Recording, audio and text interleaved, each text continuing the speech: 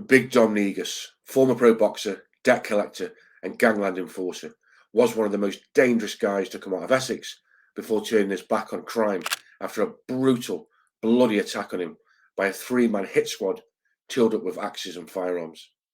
I will read to you in Dom's own words from his book Out of the Shadows that gruesome attack, then give my thoughts on the incident, what lay behind it, and the volatility of living a life in the underworld. Dominic, we've come for you. It was April 2004 in the five-star gymnasium in Harold Hill on the outskirts of London. I was just taking off my top in the changing room, getting ready to go into a training and sparring session in preparation for my IBA heavyweight world title contest against some ugly German geezer in Braintree. That may sound grand, but this contest was for a little recognisable licensed title. By now, my days as a bona fide professional boxer under the umbrella of the British Boxing Board of Control were over. I was subject to an indefinite ban from the sport after traces of a steroid had been found in my urine in the wake of my controversial contest against British Olympic golden boy Audley Harrison at Wembley in July 2002. But more about that later. Back to the changing rooms. On hearing the commotion, I swung around just in time to see three fellas bursting in. All three had their heads covered with plastic shopping bags with holes cut out for their eyes. Seeing them coming towards me in such a threatening manner was quite a surreal experience. And when I noticed that the smallest fella had a gun, well, to be honest, it scared the shit out of me. Ever the diplomat, I shouted at him, "What are you going to do with that, you little rat?" And then bang, I was going over. What's going on? I wondered as I found myself halfway down to the floor. Well, while I'd been watching the little sod with the shooter, his mate, let's call him Big Lump, had got behind me and clobbered me on the back of the head with an axe. Now, for various reasons, which will become apparent later, this was a time in my life when my mind was all over the place. The paranoia I had been experiencing initially caused me to believe my attackers were friends of mine, Paul, Matty and Mark, particularly as they were of a similar build. Effing hell, I thought, I've got some good mates here. But this was no time to let my mind wander. I was in big trouble. That much even I was aware of.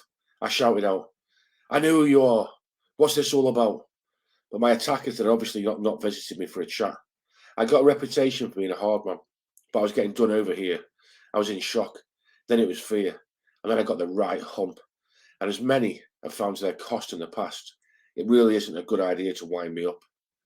I realised there was no way I could let them take me anywhere. Had they managed that, I knew it would be a one-way ticket. I jumped up to my feet. Everything was happening so quickly, but I was aware of thinking it was raining. Of course, being inside, it wasn't rain. The axe wound on the back of my head was spurting blood upwards, just like those squirters that clean car windscreens. The blood was pumping out fast over the top of my head and dropping onto my face.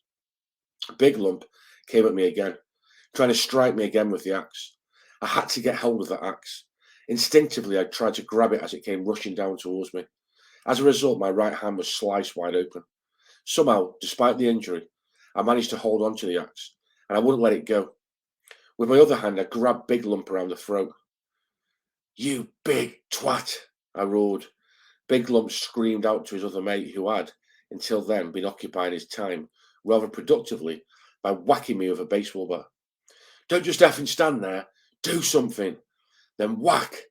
The baseball bat made full contact with my raised left forearm as I tried to protect my head.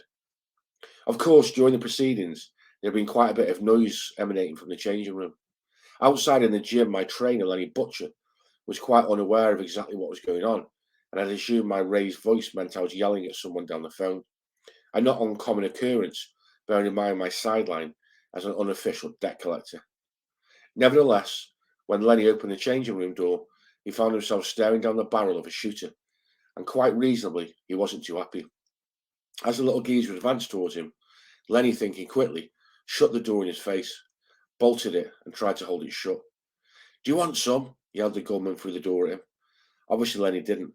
He shouted out to Wolfie, Adam Wolf, a young boxer who had been working out in the gym, to go and get the old bill. Then Lenny made a break for it. Meanwhile, the gunman managed to get through the door and went looking for Lenny, but thankfully, Lenny managed to give him the slip. Back in the changing room, Big Lump's mate was still swinging at me with the baseball bat. I stepped back and instinctively adopted a boxing stance. As he came at me again with the bat, I made a grab for it. Worryingly, because of the deep cut already inflicted, I realised my hand wasn't working properly, but somehow I managed to pull the bat towards me, and not willing to relinquish possession, he came forward with it. As soon as he was in range, I delivered a karate chop to his neck, and he went flying onto the floor. I should point out I'm a boxer and not exactly Bruce Lee or Steven Seagal, but I've been getting badly hurt. This was desperation.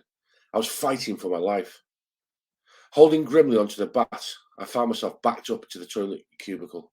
Psyching myself up, I began to whack the bat noisily against the cubicle. Outnumbered and bleeding profusely, I had to bullshit my way out of this situation. Come on then, do you want it? Come on, I'm ready.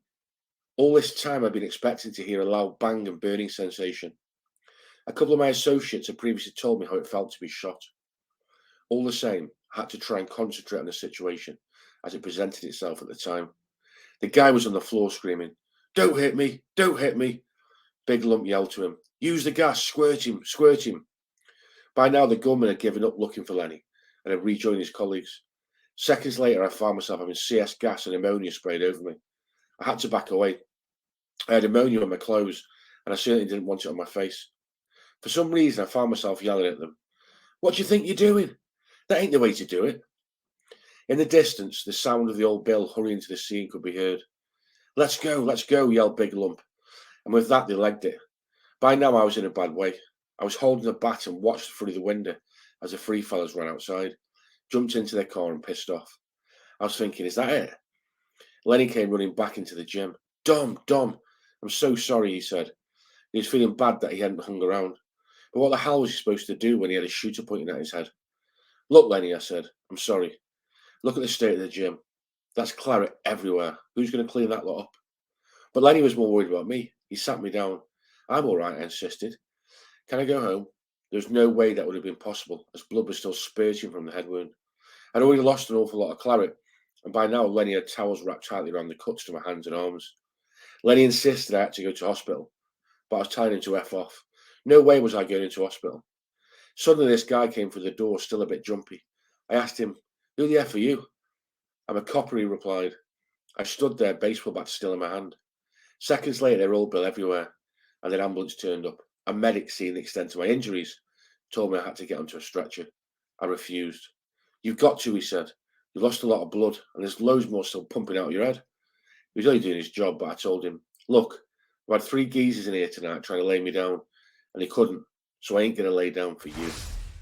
So that was the terrifying story of the axe attack on Big Dom Negus, a bloody attack that would leave the hardest of men traumatized, probably down to Dom's size and strength, the fact that he was ex-professional boxer, that he managed to fight his way out of any more even lethal injuries. Dom openly admits in his podcast and interviews he was becoming a bit of a handful at that time, rubbing people up the wrong way. He keeps tight-lipped about the reasons behind the attack, and rightly so. But from what I'm told, from a good source, he'd upset a serious family operating out of Essex in East London with disparaging comments about them being past it. I don't believe they were intending to kill him. It was a severe warning from, like I say, very dangerous firm, and allegedly Dom and his partner, who was a heavyweight villain himself, were put on notice that if they persisted with the rhetoric, that it wouldn't be just a warning next time. So, sobering words. Dom decided wisely, in my opinion, to turn his back on that type of life and concentrate on his young family. A wise move. It doesn't really matter how tough you are. There are always people out there who will take it to a more extreme level, especially in the organised crime world, who have the infrastructure, network and wealth to make it nigh on impossible to come back at them.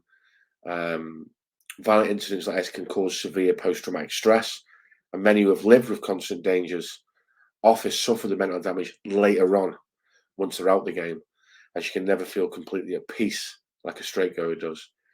Great example of this comes from the author Jimmy Holmes, former gangster himself, who said in an interview he'll never be able to open the front door feeling at ease, as it could likely be someone there ready to kill him, and it's something that he regrets most of all about his life. So, strong words, but true. So just to finish on, I apologise that I'm really nasal. I've got a post-Christmas cold.